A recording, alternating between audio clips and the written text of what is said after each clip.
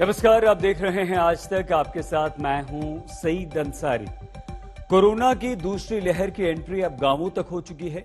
शहरों में हाल बेहाल है, तो ऐसे में गांव तक कोरोना कैसे कंट्रोल होगा?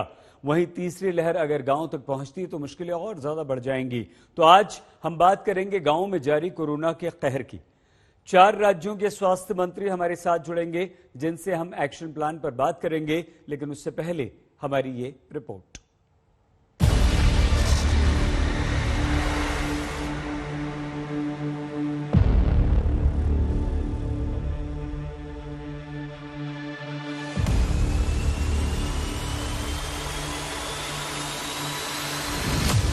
लड़ाई में हम सफलतापूर्वक बच पाए हैं, उसका एक कारण था कि हम गांवों को इससे मुक्त रख पाए थे। लेकिन टियर 2, टियर 3 सिटी पहुंचा तो इसको गांव में जाने से देर नहीं लगेगी और गांवों को संभालना हमारी व्यवस्थाएं बहुत कम पड़ जाएंगी। जिसका डर था वही हुआ। जो कोरोना अब तक शहरों तक सीमित था, वो अब छोटे छोटे गांवों तक पहुंच चुका है। यूपी पंचायत चुनाव हो या फिर गरीब मजदूरों का पलायन, अब शहरों के साथ मामले गांव से भी आने शुरू हो चुके हैं।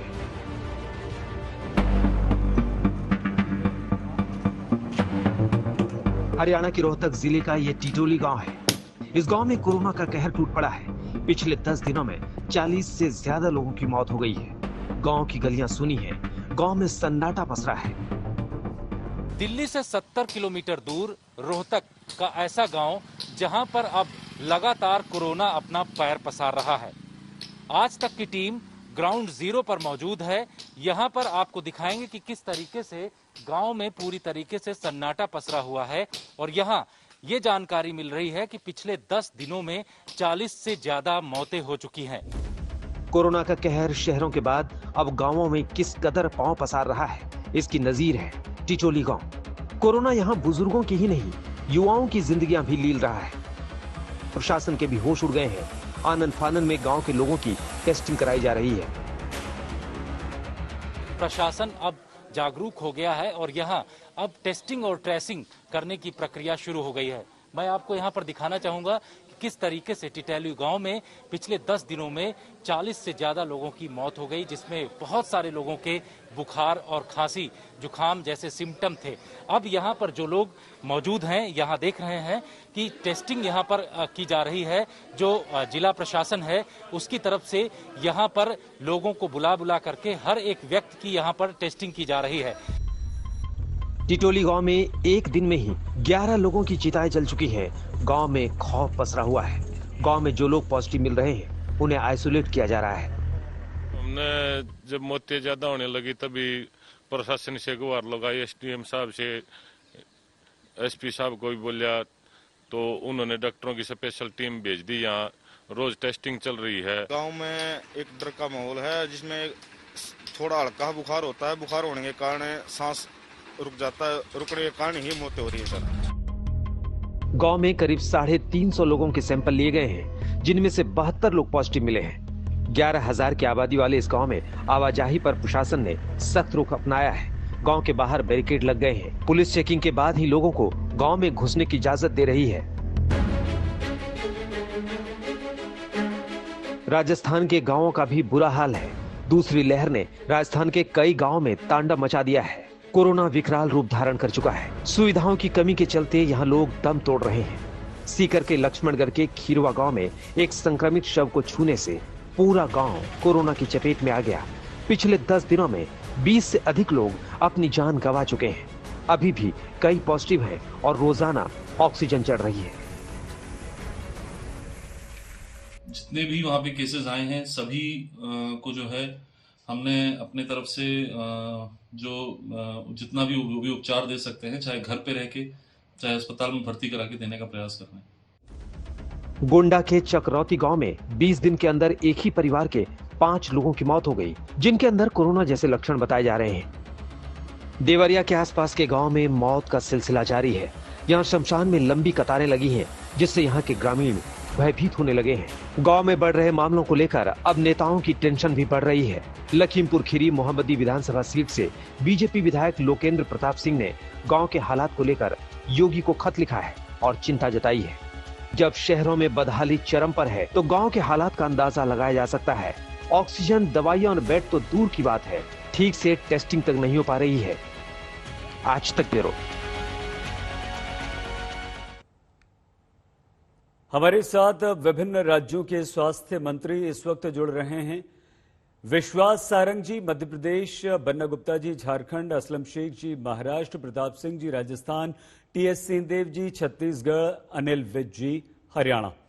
आप सभी को नमस्कार। तीन तो हमारे साथ जुड़ चुके हैं, बन्ना जी, अनिल जी और सिंहदेव जी, और जैसे ही लोग जुड़ते हैं उनसे हम बात करेंगे। बन्ना जी, आपसे शुरुआत करते हैं। कोरोना की दूसरी तीसरी लहर से हम डर रहे हैं अभी से, वो बेहद खतरनाक है, चेतावनी इस बात की है, लेकिन दूसरी लहर गांवों तक पहुंच चुकी है, डरा रही है। उस पर हम आपसे बात कर रहे हैं। इससे पहले आपके मुख्यमंत्री ने पीएम मोदी के बारे में कहा कि वो सिर्फ मन की बात करते हैं, उन्हें काम की बात करनी चाहिए। ऐसी क्या बात कर दी पीएम मोदी ने जो ये कहना पड़ा? नहीं, देखिए, सबसे बड़ी बात है कि प्रधानमंत्री हमारे भी हैं और हम सभी लोगों को प्रधानमंत्री जी का बड़ा सम्मान है। लेकिन प्रधानमंत्री जी से आज के दिन में लोग ये आशा कर रहे हैं, विश्वास कर रहे हैं कि प्रधानमंत्री जी कुछ एक रास्ता ऐसा निकाले जिस रास्ते से हम जो है इस कोरोना के संकट से एक मजबूत रणनीति बनाने की आवश्यकता है। माननीय मुख्यमंत्री जी से उन्होंने बातचीत किया। बातचीत करने पर उन्होंने सिर्फ अपनी बातों को कहा, माननीय मुख्यमंत्री जी की कोई भी बात को सुना नहीं। और माननीय मुख्यमंत्री जी को कुछ दिशा निर्देश भी देने थे और उनको भी, माननीय मुख्यमंत्री जी को भी राज्य से संबंधित समस्याओं से संबंधित बातचीत करनी थी। तो हमारे मुख्यमंत्री जी ने कोई अपमान नहीं किया है। हम अपनी अभिव्यक्ति की आजादी को भी, यदि आप कहेंगे कि ये सम्मान के विरुद्ध है, तो ये अभिव्यक्ति की आजादी को छीनने का हक इस लोकतंत्र में किसी को किसी ने नहीं दिया है। इसलिए मैं समझता हूँ कि ये माननीय प्रधानमंत्री जी को भी चाहिए कि जब कोई भी राज्य के मुख्यमंत्री से बातचीत करे तो कम से कम कोई ठोस रणनीति पे बात होनी चाहिए, कोई ठोस बातचीत पर बातचीत होनी चाहिए। केवल कोरम पूरा कर देना और अपनी बात को कह देना और कह के रख देना, ये शायद उचित नहीं होगा, क्योंकि आज जरूरत यह है कि फेडरल गवर्नमेंट एक दूसरे के सहयोगी साथी के रूप में इस कोविड-19 के इस अभिशाप से मुक्ति के लिए केंद्र और राज्य की सरकार, चाहे हमारे 100 राजनीतिक मतांतर हो सकते हैं, लेकिन हमको और केंद्र को ये चाहिए कि आज मानव हित में, राज्य हित में, राष्ट्र हित में हमको अपनी सभी चीजों को छोड़कर केवल और केवल कोरोना की इस अभिशाप से मुक्ति और राज्य की जनता कैसे इस मातम और मृत्यु से बचे और कैसे इस अभिशाप से मुक्ति हो, इस पर विचार करना चाहिए, ना कि हम और आप मिलकर कोई भी राजनीतिक केवल उद्देश्य की पूर्ति करने के लिए काम करेंगे, तो ये उचित नहीं होगा।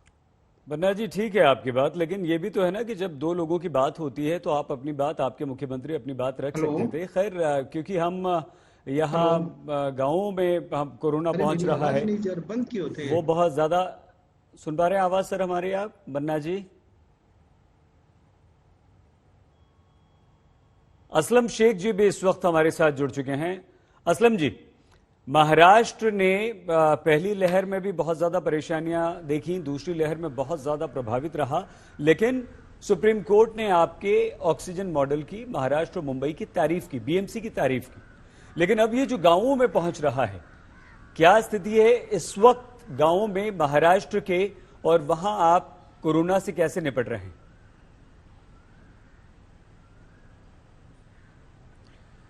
देखिए, पहले फेज में भी अगर आप देखेंगे तो मुंबई और महाराष्ट्र में केसेस बहुत ज़्यादा आए थे, और पहले फेज में भी जिस तरीके से हमने मुंबई शहर में और बाकी के जिलों में डील किया था, उसकी सराहना सिर्फ आईसीएमआर नहीं तो WHO ने भी किया था।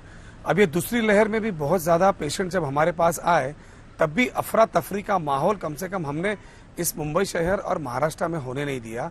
जो मैनेजमेंट थोड़ा सा बिखरा हुआ था केंद्र सरकार की तरफ से, जो मदद टाइम पे मिलनी चाहिए थी, वो थोड़ी सी मैनेजमेंट ठीक नहीं हो पाई। लेकिन आज की तारीख में हमने मुंबई में और जहां जहां जिस जिलाओं में हमारे बड़े अस्पताल है, उसको स्वयं सक्षम हमने टाइम पे किया, ताकि ऑक्सीजन के लिए हमें किसी के पास जो है ज्यादा इंतजार करना ना पड़े, हम अपनी ताकत पे इसको ठीक ठाक कर सके। ठीक है, क्या एक्शन प्लान है, कैसे करेंगे, इस पर हम आगे आपसे बात जरूर करेंगे। टीएस सिंहदेव जी, छत्तीसगढ़ में कोरोना अब गांव गांव तक पहुंच रहा है, और वहां पर बिलासपुर के जो गांव हैं रायपुर के जो गांव हैं, दुर्ग के जो गांव हैं, वहां पर ये ज्यादा पैर पसार रहा है। इससे निपटने का आपके पास क्या प्लान है सर? अंसारी जी, वास्तविकता ये है कि आंकड़े घटे हैं। संजोग से आपसे चर्चा हो रही है तो बहुत ज्यादा स्थिति नहीं, लेकिन अगर आप इस चार्ट को देखेंगे तो ये छत्तीसगढ़ की स्थिति दिखा रही है। ये कल की रिपोर्ट है जो आपने कहा, तो आंकड़े थोड़े से डिप हुए हैं और प्रतिशत आंकड़ों का अगर आप देखेंगे तो 22.57 पे आया है। ये जो ग्राफ है ये परसेंटेज का है, ये जो ग्राफ है ये रियल नंबर्स का है। तो ये बाय चांस आपसे बात करते करते ये कागज मेरे पास था, ये मैंने आपको बताया।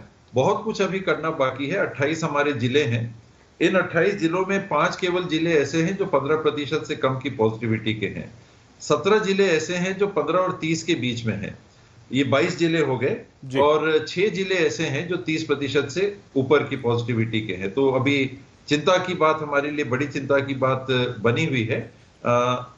2 संभाग 10 जिले जो हमारे हैं उनमें गिरावट आई है। जहां पहले केसेस ज्यादा आए थे, रायपुर और दुर्ग संभाग 5-5 जिले हैं, ये 10 जिले हो गए। और बस्तर संभाग के 7 जिले, 17 जिले, ये 17 जिले हैं जिसमें स्थिति थोड़ी संतोषजनक है। बिलासपुर संभाग के 6 जिले और सरगुजा संभाग के 5 जिले, ये हमारे लिए अभी चिंता का सबब बने हुए हैं। इनमें पॉजिटिविटी हाई है, अभी पॉजिटिविटी भी हाई आ रहे हैं, केसेस भी आ रहे हैं। ये हमारे लिए चिंता की बात बनी हुई है। बहुत सिंहदेव जी, अच्छी बात है कि ईमानदारी से आपने माना कि चिंता की बात हमारे लिए है, और जब हम अपनी चुनौती को देख लेते हैं, अपने दुश्मन को देख लेते हैं, तो उससे निपटने के इंतजाम भी करते हैं। अनिल जी, हरियाणा एक ऐसा राज्य है जिसकी ज्यादातर जो आबादी है वो गांवों में बसती है, और ऐसे में गांवों में ये दूसरी लहर अब पहुंच चुकी है। उससे निपटने के लिए आप क्या इंतजाम कर रहे हैं? नहीं, हमने तो शुरू में ही पूरी तैयारी कर दी थी और पूरे quarantine beds, ICU beds, ventilators हमने सब तैयार कर दिए थे। और क्योंकि ये बहुत इन्फेक्शियस जो सीरीज है वो नज़र आ रही है, रोजाना मरीजों की संख्या बढ़ती जा रही है, इसलिए सभी उपायुक्तों को मैंने आदेश दिए कि एक्स्ट्रा बेड्स क्रिएट किए जाएं, और सभी जगह पर एक्स्ट्रा बेड्स क्रिएट किए जा रहे हैं। हालांकि हमारे ऊपर दिल्ली के मरीजों का बहुत बड़ा लोड पड़ा है।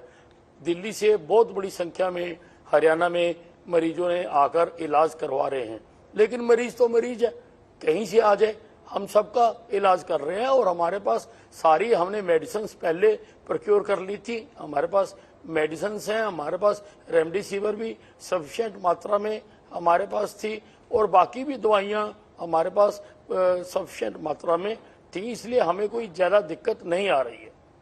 अनिल जी, नहीं, देखिए हमारे जो शहर हैं वो गांव के आसपास हैं सारे के सारे, और यूजुअली जो ज्यादा अस्पताल हैं वो शहरों में हैं। हालांकि गांव में भी हमारी पीएससी, सीएससी बनी हुई हैं। हम सबका, चाहे कोई गांव से आ रहा है चाहे कोई शहर से आ रहा है, सबका इलाज कर रहे हैं। और हम सब जगह पर ऑक्सीजन जनरेटर भी लगा रहे हैं, गांव में भी हम लगा रहे हैं। हमें केंद्रीय सरकार ने 60 जो है पीएसए प्लांट्स मंजूर किए हैं, जिनमें से अधिकतर गांव में लगेंगे, शहरों में भी लगेंगे, लेकिन 30 बेड तक के अस्पताल पर वो लगाए जाएंगे। उन पर काम आरंभ हो चुका है। नहीं, ऐसा नहीं है। वहां पर हमारी टीमें गई हुई हैं, वहां पर बैठी हुई हैं, घर घर का सर्वे कर रहे हैं, और अप्रैल में 21 डेथ्स वहां पर रिपोर्ट हुई हैं।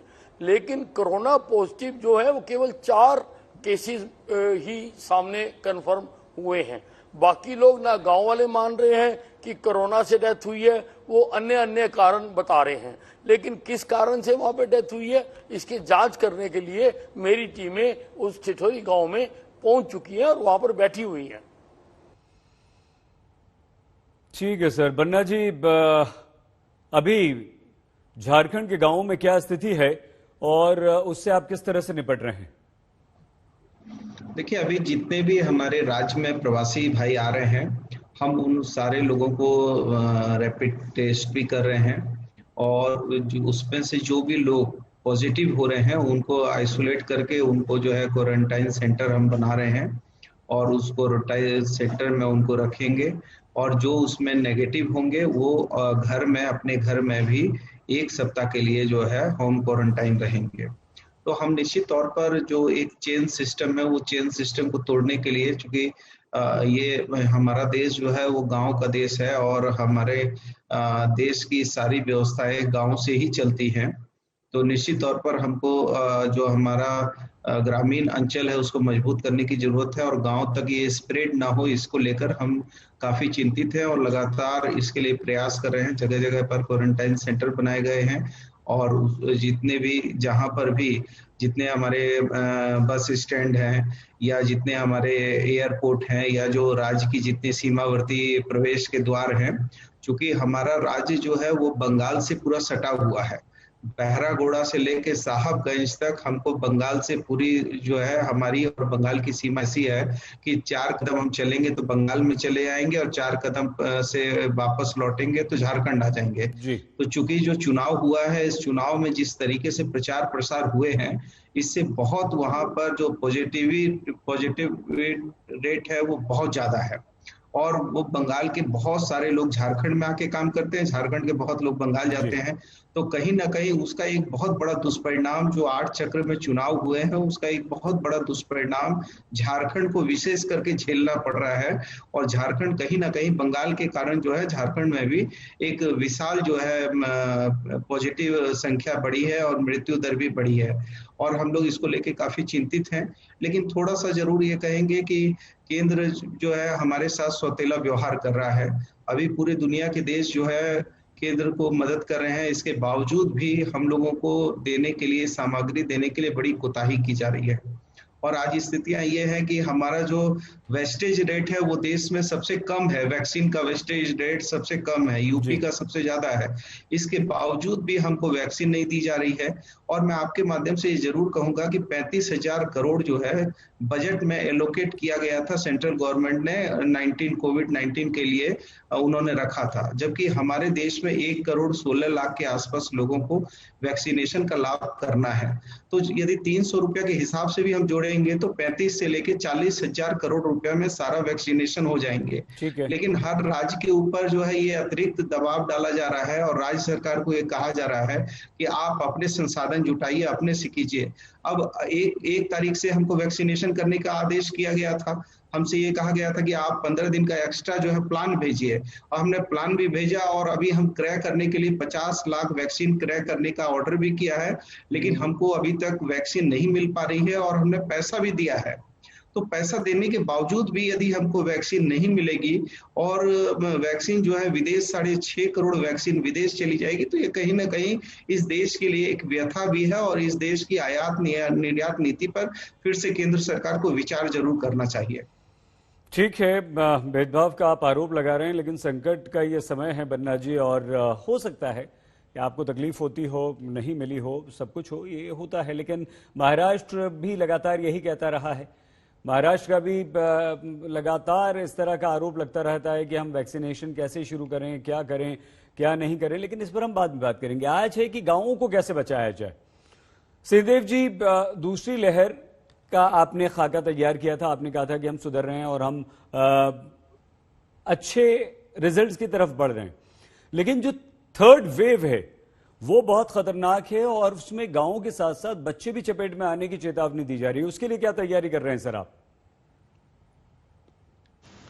जब पहला दौर आया था उसी समय अंतर्राष्ट्रीय विशेषज्ञों ने इस बात की चर्चा कर ली थी, और हम सब दूसरे दौर और तीसरे दौर का मान के चल रहे थे कि आएगा। एक तरह से इंतजार कह सकते हैं कि इंतजार था। हम उतनी तैयारी नहीं कर पाए थे या अनुमान नहीं लगा पाए थे कि दूसरा दौर इतना बड़ा आएगा, 4 गुना से ज्यादा केसेस आ जाएंगे और मृत्यु भी कई गुना ज्यादा हो जाएगी। ये हम लोग अनुमान नहीं लगा पाए थे। तो कम से कम दूसरे दौर ने हमको ये बता दिया है कि पहले और दूसरे दौर में और जो हम तैयारी कर सकते थे अगर हम नहीं कर पाए, तो अब हमको चूकना नहीं चाहिए। दूसरे और तीसरे दौर के बीच में समय लगता है, 2, 4, 6 महीने कम से कम लग जाते हैं इंफ्रास्ट्रक्चर खड़ा करने में। फिर भी प्रयास ये रहेगा कि जो सबसे ज्यादा कमी आई थी 2 चीजों की, एक आईसीयू के बिस्तरों की और दूसरे ऑक्सीजन के प्रबंधन की। ऑक्सीजन की हमारे यहाँ कमी नहीं थी, प्रबंधन करना पड़ा था। तो ये दोनों चीजों पे हमको बहुत ध्यान देना पड़ेगा।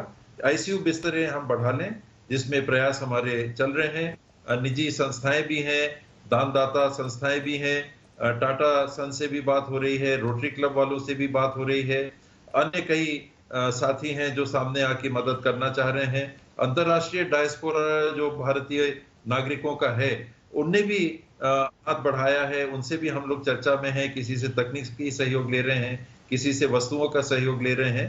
तो ये सब के बीच में हमको कम से कम 1000 बिस्तर आईसीयू के और तैयार कर लेने चाहिए तीसरा दौर आने के। अभी बिस्तर खाली दिखेंगे, अगर आप जानकारी लीजिएगा तो वो पैक की स्थिति नहीं है जो हफ्ते भर पहले थी। इसमें कमी आई है, दबाव कम हुआ है अस्पतालों का। लेकिन जो आपने कहा तीसरा दौर अगर इसी के बराबर रहा या इससे ज्यादा, खुदा न खास्ता कहीं इससे ज्यादा मत हो जाए, तो हमारे पास कम से कम 1000 आईसीयू के बिस्तर और होने चाहिए।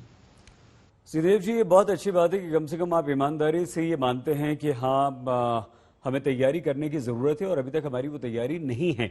लेकिन यहाँ गांवों पे ज्यादा खतरा है सर, और एक ऐसा विचार भी आ रहा है, ये भी हो सकता है कि जो प्राइमरी स्कूल्स हैं, सेकेंडरी स्कूल्स हैं, वो स्कूल्स बंद पड़े हुए हैं।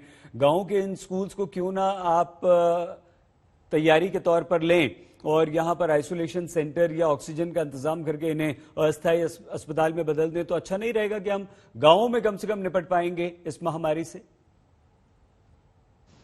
इसमें ग्रामीण क्षेत्रों में हम क्वारंटीन सेंटर बना रहे हैं बाहर से आने वालों के लिए। ब्लॉक लेवल पे हम आइसोलेशन सेंटर बना रहे हैं। आप ये समझ सकेंगे कि जब हमको बड़े शहरों में ऑक्सीजन की व्यवस्था प्रबंधन करने में दिक्कत जा रही है, तो इतना अगर डिसेंट्रलाइज कर देंगे कि गांव-गांव में ऑक्सीजन के बिस्तर हो जाएं, तो उनको संभालेगा कौन? ये मानव संसाधन हमारे पास नहीं है। तो छोटी इकाई हम संभागों के मेडिकल कॉलेज से, जिला प्रबंधन, जिला से community health centre, community health centre से प्राथमिक स्वास्थ्य केंद्र, अभी कम्युनिटी हेल्थ सेंटर्स को हम लोग स्ट्रेंथन कर रहे हैं कि कम से कम 20 बिस्तर कम से कम ऑक्सीजन युक्त, और अगर कुछ आईसीयू बिस्तर वहां रख सकें 3-4 भी, तो ये कम्युनिटी हेल्थ सेंटर में हो जाएं। ये करीब 170 हैं, करीब 800 से कुछ कम 790, 92, 96 के आसपास हमारे प्राथमिक स्वास्थ्य केंद्र हैं। अगली कड़ी में वहां तक हमको ऑक्सीजन युक्त बिस्तरों के लिए सोचना पड़ेगा। इसके लिए लॉजिस्टिक्स जो चाहिए, ऑक्सीजन सिलेंडर्स इत्यादि की जो व्यवस्था चाहिए, वो हमको करना पड़ेगा और उसको भर के करना। तो काम हो रहा है। लिक्विड ऑक्सीजन के टैंकर्स भी हम तैयार कर रहे हैं। स्टोरेज टैंकर्स मेडिकल कॉलेजेस में ऑर्डर दिए जा चुके हैं। ऑक्सीजनेशन प्लांट्स की व्यवस्था हो रही है। रिफिल कर सकेंगे क्या, उसके बारे में भी हम लोग चिंतन कर रहे हैं। तब पर्याप्त मात्रा में अगर सिलेंडर्स हो जाते हैं, तब उस विकेंद्रीकरण की तरफ हम जा सकते हैं जो आप इशारा कर रहे हैं कि स्कूलों तक पहुंचना, वो बहुत ज्यादा विकेंद्रीकृत हो जाएगा। अगर हमने पीएचसी लेवल तक भी कर लिया प्रबंधन, तो ये संतोषजनक रहेगा। लोगों तक पहुंच के उनके हालात की जानकारी लेना ये बहुत जरूरी है। ठीक है सर, लेकिन ठीक है, ये हो सकता है। इसके अलावा एक आइडिया ये भी है, लेकिन चलिए इस वक्त विश्वास सारंग जी मध्य प्रदेश से जुड़ गए। विश्वास जी, काफी देर से आज जुड़े हैं, आपका इंतजार हो रहा था। दूसरी लहर का गांवों पर असर, विश्वास जी, और मध्य प्रदेश उससे बिल्कुल अछूता नहीं है। परसों जो इंदौर संभाग, खंडवा, धार और खरगोन, मक्सी, यहां से जो खबरें आई वो काफी डराने वाली हैं। किस तरह से आप गांवों में कोरोना जो फैल रहा है उससे लड़ने की तैयारी कर रहे हैं, और फिलहाल विश्वास जी लड़ रहे हैं? सईद भाई, आपकी बात बिल्कुल ठीक है कि इस बार की लहर का विस्तार गांव तक हमें देखने को मिल रहा है, पर हम उसके लिए पूरी तरह से तैयार हैं। हमने मध्य प्रदेश में किल कोरोना अभियान शुरू किया है और इसका विस्तार हमने गांव तक किया है। किल कोरोना अभियान के तहत हमारी टीम, जिसमें आंगनवाड़ी कार्यकर्ता हैं, वहाँ के हमारे हेल्थ वर्कर हैं, वहाँ के प्रशासकीय अधिकारी हैं और वहाँ के राजनीतिक दल के कार्यकर्ता या सामाजिक कार्यकर्ता हैं, वो भी इस टीम में सम्मिलित किए गए हैं और जो घर घर जाकर डोर टू डोर सर्वे कर रहे हैं। जो हमें सिम्टम्स दिखते हैं, किसी को सर्दी है, जुकाम है, खांसी है, हल्का बुखार है, उसकी हम टेस्टिंग भी करते हैं और उनको हम किट भी उपलब्ध कराते हैं, मेडिकल किट। उनको एक जो टू डू लिस्ट जो है कि कोरोना के समय यदि वो संक्रमित हैं तो उन्हें क्या कुछ करना चाहिए, कैसे आइसोलेट करना चाहिए अपने को, इसके इंस्ट्रक्शन भी हैं। और उसके साथ ही सईद भाई, हमने हमारे क्वारंटीन सेंटर और आइसोलेशन सेंटर का विस्तार भी गांव तक किया है। मुझे ये बताते हुए प्रसन्नता है कि मध्य प्रदेश में लगभग हमने 2.5 लाख बिस्तर क्वारंटीन सेंटर में स्थापित किए हैं, जो गांव-गांव में है। कल से हमने एक योजना और शुरू की है। पहले फेज में हमने भोपाल में वो योजना शुरू की थी। टेस्टिंग के पहले लोगों को यदि सर्दी जुकाम और बुखार होता है तो हमने उनको मेडिकल किट देने के लिए और चिकित्सीय बैकअप के लिए हर शहर में हमने कोविड सहायता केंद्र स्थापित किए थे, जो कि एक एक शहर में 15-15, 20-20, 25-25 थे। विश्वास जी, आपकी ध्वनि नहीं पहुंच पा रही है हम तक। अनिल विज जी, एक बड़ी दिल दुखा देने वाली खबर हरियाणा के रोहतक के गांव से आई। 10 दिन के अंदर यहां पर 40 मौतें हो गई। क्या प्रशासन देर से जागा सर? नहीं, वो गलत है खबर। मैं भी आपको बिल्कुल ऑथेंटिक बता रहा हूं। एक डेथ काउंट की हुई है और अप्रैल में 21 डेथ हुई है। मैंने जैसा आपको बताया कि उनमें से केवल 4 ही जो कोरोना पॉजिटिव पाए गए हैं। बाकी लोगों ने जहां ना तो टेस्ट कराए हैं और ना वो मानने के लिए तैयार हैं कि उनके जो घर में मृत्यु हुई है वो कोरोना से हुई है। नहीं, गांव में मैंने आदेश दे दिए कि एंटीजन टेस्ट घर घर जाकर किए जाएं और बड़ी संख्या में हमने टीम, सारे आशा वर्कर्स और सबको हमने वहां पर लगाया है कि टेस्ट किए जाएं, एंटीजन टेस्ट किए जाएं, और वो हमारा काम शुरू हो चुका है। नहीं, बिल्कुल कर रहे हैं। अभी वहां पर जो CSC PSC हैं उन सब में हम जो आइसोलेशन बेड्स सब जगह पर इंतजाम हम कर रहे हैं और किए हुए हैं, और बहुत सारे गांव में अभी भी चालू किए जा रहे हैं कि और कुछ गांव में ऑक्सीजन की व्यवस्था भी की जा रही है। ठीक है, लेकिन खबर इस तरह से आई थी और वो डराने वाली थी। सिंहदेव जी, एक बहुत बड़ी जो समस्या है वो टेस्ट की भी है। जब हम शहरों में टेस्ट नहीं कर पा रहे हैं, आज शहरों में स्थिति ये है सर कि इंतजार करना पड़ रहा है टेस्ट करवाने के लिए, और अगर टेस्ट हो जाते हैं तो रिपोर्ट के लिए इंतजार करना पड़ रहा है। 48 घंटे से पहले रिपोर्ट नहीं आ पा रही। ऐसे में गांवों से आपकी निपटने की क्या तैयारी है अगर गांवों में ये फैल रहा है तो? अवश्य, कहीं से भी जहां से हमको जानकारी मिल सके, जहां से हमको ज्ञान मिल सके, हमको गाइडलाइन मिल सके, अवश्य हम लेना चाहेंगे। ये तो इससे बड़ी भूल क्या हो सकती है अगर कोई सोचे कि वो सब कुछ जानता है और सब कुछ कर लेगा। ये सबसे बड़ी भूल और सबसे बड़ी चूक है। ऐसा हम लोग कभी सोचना भी नहीं चाहेंगे, सोचते भी नहीं। और चाहे वो केरला हो, चाहे महाराष्ट्र हो, चाहे दिल्ली जहां बहुत दबाव में है वहां की स्थिति हो, देश विदेश की बातें हैं, हम लोग फॉलो करते हैं।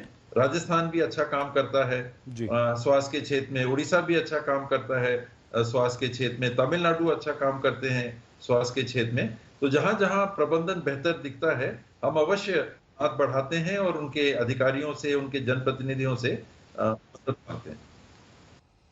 ठीक है, अच्छी बात है सर कि आप दूसरे राज्यों से सीखने की भी कोशिश कर रहे हैं।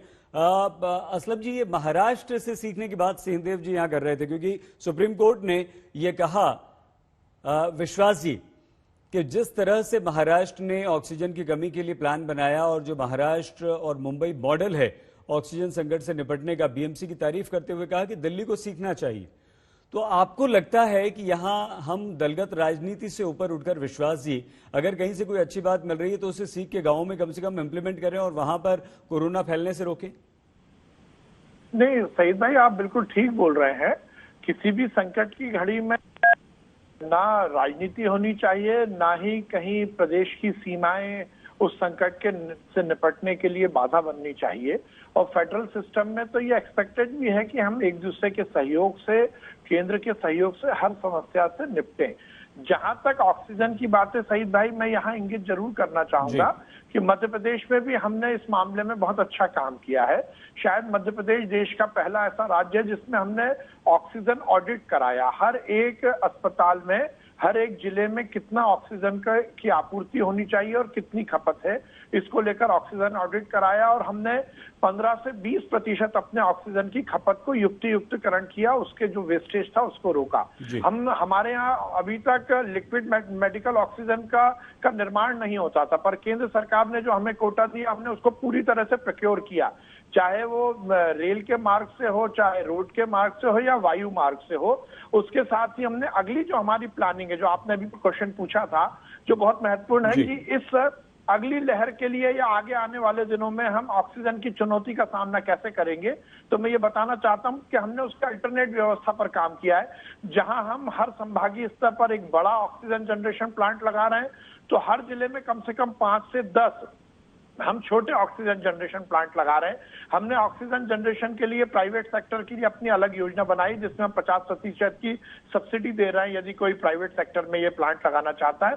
और उसके साथ साथ वैकल्पिक व्यवस्था के रूप में अस्पतालों में जो ऑक्सीजन सपोर्टेड बिस्तर है उसमें हम 100% ऑक्सीजन कंसंट्रेटर से ऑक्सीजन दे रहे हैं, और वो जो ऑक्सीजन बचेगी वो हम आईसीयू बिस्तर पर उपयोग कर रहे हैं। तो इस हिसाब से ऑक्सीजन के अगले पूरी प्लानिंग हमने सुचारू की है, और अभी हमारी जो आपूर्ति और खपत है उसके अनुपात को मेंटेन करने के लिए हमने पूरे प्रयास किए और अभी तक हम सफल रहे। ठीक है असलम जी, जब आप पहली और दूसरी लहर में बुरी तरह से जूझ रहे थे, महाराष्ट्र सबसे ज्यादा प्रभावित राज्यों में था, तो आपने एक सिस्टम बनाया और ऑक्सीजन सिलेंडर्स जो थे वो बड़े साइज के मेगा बड़े सिलेंडर्स लिए, उससे आपको आसानी हुई। और दूसरा आपने ये किया कि बड़े बड़े आपने कोविड सेंटर्स बनाए 2-2 हजार बेड वाले, जिससे आपको मैन पावर कम लगी, कम डॉक्टर्स में ज्यादा मरीजों को देखा गया, कम नर्सिंग स्टाफ में ज्यादा मरीजों की देखभाल की गई। क्या ऐसा कोई प्लान आप गांवों में करेंगे, क्योंकि गांवों में तो ज्यादा जरूरत पड़ेगी आपको? कोई प्लान है इस तरह का आपको?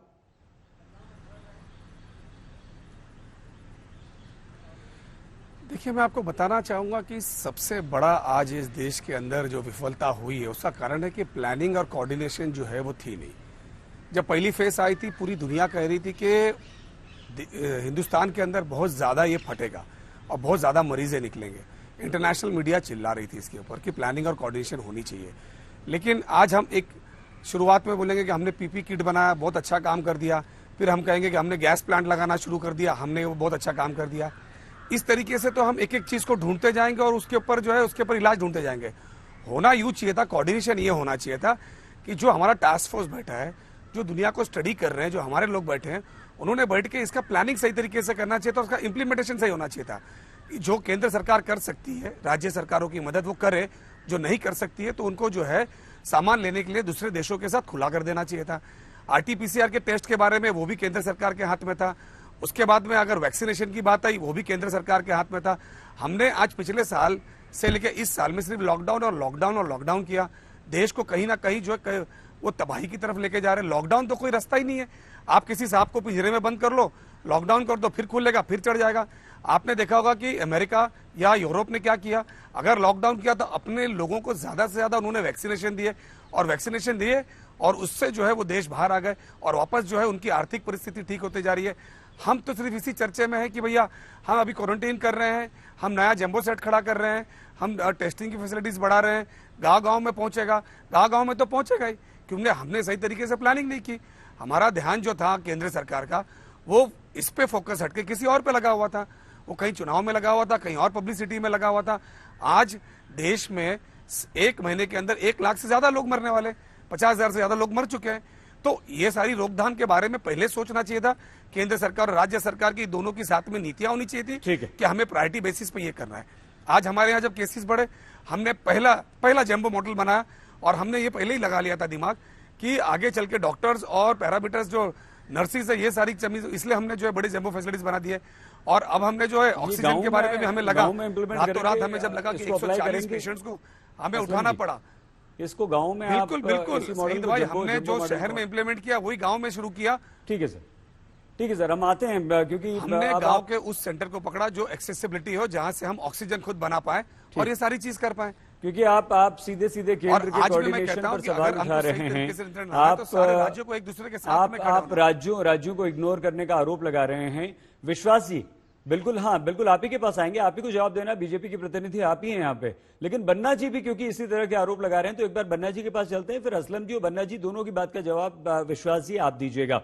बन्ना जी, ठीक है, मान लिया कि भाई केंद्र सरकार जो है वो आपके साथ भेदभाव कर रही है, आपको पूरी मदद नहीं कर रही है, लेकिन बन्ना जी जो आप कर सकते हैं, कम से कम राज्य की आपकी अपनी भी तो जिम्मेदारी है ना कि आप अगर सेकेंड वेव गांवों तक पहुंच रही है तो वहां पे कुछ वैकल्पिक इंतजाम करें, स्कूल्स को क्वारंटीन सेंटर्स में तब्दील करें, प्राइमरी सेकेंडरी स्कूल्स को जो नर्सिंग स्टाफ है उसे बढ़ाएं, जो मेडिकल स्टाफ है, जो एमबीबीएस के छात्र हैं, उन लोगों को कम से कम ड्यूटी में लगाएं, 3 महीने 2 महीने की ट्रेनिंग दीजिए, आगे के लिए तैयार हो जाएंगे। बन्ना जी, देखिए ऐसा है सईद भाई कि हम केवल अपने राज्य के लिए ही नहीं कर रहे हैं, बल्कि हम देश के अन्य राज्यों में भी 532 टन प्रतिदिन हम ऑक्सीजन जो है, चाहे वो दिल्ली हो, चाहे यूपी हो, चाहे हरियाणा हो, चाहे हमारा बिहार हो, हम भेजने का काम कर रहे हैं। और हम हमारे मुख्यमंत्री जियो और जीने दो के नारे के साथ हम आगे बढ़ रहे हैं। हमने अभी अपने जो ग्रामीण अंचल है और शहर का अंचल है उसमें हम एक व्यवस्था भी कायम कर रहे हैं कि हम अपने ऑक्सीजन सिलेंडर हर जगह पर 150 करके जहां पर आवश्यकताएं हैं वहां हम ऑक्सीजन सिलेंडर रख रहे हैं, ताकि कोई भी यदि किसी भी व्यक्ति को ऑक्सीजन की जरूरत पड़े और वो रिफिलिंग के लिए इधर उधर दर की ठोकर नहीं खाए, उसको सीधे जो है रिफिलिंग ना कराना पड़े और सीधा उसको भरा हुआ गैस सिलेंडर उपलब्ध हो, इसकी व्यवस्था भी हम सुनिश्चित कर रहे हैं। साथ में हमने जगह जगह क्वारंटाइन सेंटर बनाए हैं। सभी जितने भी हमारे, मैंने पहले भी कहा कि जितने भी झारखंड की सीमाओं में प्रवेश के द्वार है वहां हम रैपिड टेस्ट कर रहे हैं। और मैं तो आपके माध्यम से प्रधानमंत्री जी से ये प्रार्थना करूंगा कि जो भी हवाई मार्ग से लोग आ रहे हैं उनको कम से कम प्रधानमंत्री जी को चाहिए कि वो तत्काल जो है 72 घंटा के अंदर यदि उन्होंने RT-PCR की जांच की है वही लोगों को हवाई सेवा का लाभ दें, ताकि हमको हर जगह पर कहीं ना कहीं ब्रेक करने की आवश्यकता है, इस चेन को तोड़ने की आवश्यकता है। और इस चेन जी बन्ना जी बहुत अच्छा सुझाव है आपका। 1 मिनट में 10 सेकंड विश्वास जी के पास जाएं, समय खत्म हो रहा है सर। जो हमारे महाराष्ट्र के स्वास्थ्य मंत्री जी ने कहा है, मैं पूरी तरीके से सहमत हूं कि हम लोगों को चाहिए था कि हम लोग निश्चित तौर पर वैक्सीनेशन का दौर बड़ा करें, ना कि हम आडंबर करते रहें कि दिया जलाओ, मोमबत्ती जलाओ, अगरबत्ती जलाओ, इसमें समय पार किया है। समय कोई ठोस रणनीति बनाने में पार नहीं किया है। पीपी किट बना रहे हैं, हम ये बना रहे हैं, ये छोटी छोटी चीजों से ये देश नहीं चलेगा। देश चलेगा, देश के प्रधानमंत्री को बड़ी योजनाओं को करना होगा। और दुनिया के दूसरे देशों को भी बन्ना जी समय कम है क्योंकि जवाब नहीं ले पाएंगे, हम क्षमा के साथ आपको रोक रहे हैं। विश्वास जी, बन्ना जी, असलम जी की बात का जवाब तो आप जरूर दीजिए, लेकिन साथ ही साथ एक बात और, आज झारखंड के मुख्यमंत्री हेमंत सोरेन ने तो बहुत बड़ा आरोप प्रधानमंत्री नरेंद्र मोदी पर विश्वास जी लगा दिया। वो की मन की बात करके चले गए, उन्होंने सुनी नहीं, काम की बात कोई की ही नहीं। अगर ये गंभीर आरोप संकट के इस दौर में लगता है तो देश की जनता में क्या संदेश जाएगा? विश्वास सईद भाई सबसे बड़ी दिक्कत यही है कि इस देश में जहां जहां विपक्ष की सरकार है वहां के मुख्यमंत्री और मंत्री अपनी जिम्मेदारी का निर्वहन तो कर नहीं पा रहे और इसका पूरा ठीकरा केंद्र सरकार पर फोड़ रहे हैं। ये बहुत ही आश्चर्यजनक बात है सईद भाई कि जहां भारतीय जनता पार्टी की सरकार है वहां पर किसी भी व्यवस्था पर यदि दोषारोपण होता है तो कहते हैं वहां की भारतीय जनता पार्टी के मुख्यमंत्री की गलती है, और जहां विपक्ष की सरकार है वहां के नेता बोलते हैं यहाँ की गलती केंद्र सरकार की है। अब शेख अहमद जी इतनी बाहें उछाल उछाल के बातें कर रहे हैं, ये बता दें, कह रहे हैं लॉकडाउन है तो राहुल गांधी ने क्यों लॉकडाउन का समर्थन किया। ये यदि बातें कर रहे हैं कि फेडरल सिस्टम की, तो इन्होंने किस फेडरल सिस्टम का अनुपालन कर लिया। और मैं स्पष्ट आरोप लगाना चाहता हूं, यदि महाराष्ट्र की सरकार चेत जाती, महाराष्ट्र की सरकार ठीक व्यवस्था करती तो ये दूसरी वेव हिंदुस्तान में नहीं आती। इसकी शुरुआत हुई तो महाराष्ट्र से हुई, और उद्धव ठाकरे की सरकार जो कांग्रेस के समर्थन से चल रही है उसके फेल्यूर के कारण हिंदुस्तान में ये दूसरी लहर आई है सईद भाई। और जहां तक बन्ना गुप्ता जी बात कर रहे हैं, यदि वैक्सीनेशन की बात कर रहे हैं तो मैं उनसे पूछना चाहता हूं, हेल्थ वर्कर के वैक्सीनेशन में आपने कितना टर्न अप किया? यदि फ्रंटलाइन वॉरियर्स के वैक्सीनेशन को क्या आपने 100% कर दिया? ये केवल इल्जाम लगाने के लिए यदि हम डिस्कशन पर बैठ रहे हैं तो इससे ज्यादा दुर्भाग्यपूर्ण कुछ नहीं होगा। केंद्र सरकार ने पूरी तरह से साइंटिफिक तरीके से इस लड़ाई को लड़ा है, और चाहे वो लॉकडाउन की बात हो, चाहे थाली ताली बजाने के माध्यम से हमारे कोरोना वर्कर्स को उत्साहित करने की बात हो, वैक्सीन बनाने की बात हो, या साइंटिफिक तरीके से वैक्सीन को डिजाइन करने की बात हो, मोदी जी ने इस देश की जनता को बचाया है। हमें चाहिए कि इस संकट की घड़ी में केवल राजनीति ना करें, और लाशों की जो राजनीति करता है जनता उन्हें माफ नहीं करती। शेख अहमद जी और बन्ना गुप्ता जी, केंद्र की सरकार ने, नरेंद्र मोदी जी ने बहुत अच्छा काम किया है। किसी भी राज्य के साथ उन्होंने किसी तरह की दुर्भावना नहीं रखी है। Thank you. ठीक है विश्वास जी, आपने जवाब दिया। आप फैसला आप लोगों को करना है, देश की जनता को करना है। आप सभी का, अनिल जी, टी.एस. सिंहदेव जी, विश्वास सारंग जी, बन्ना गुप्ता जी, असलम जी, आप सभी का बहुत धन्यवाद। लेकिन ये बात सिर्फ इसलिए डराती है क्योंकि दूसरी लहर ही हमारी गांवों तक पहुंच गई, और तीसरी लहर की चेतावनी है, वो बेहद खतरनाक होगी, बच्चों पर असर डाल सकती है। ये बात और ज्यादा डराती है। हम सबको मिलकर काम करना चाहिए।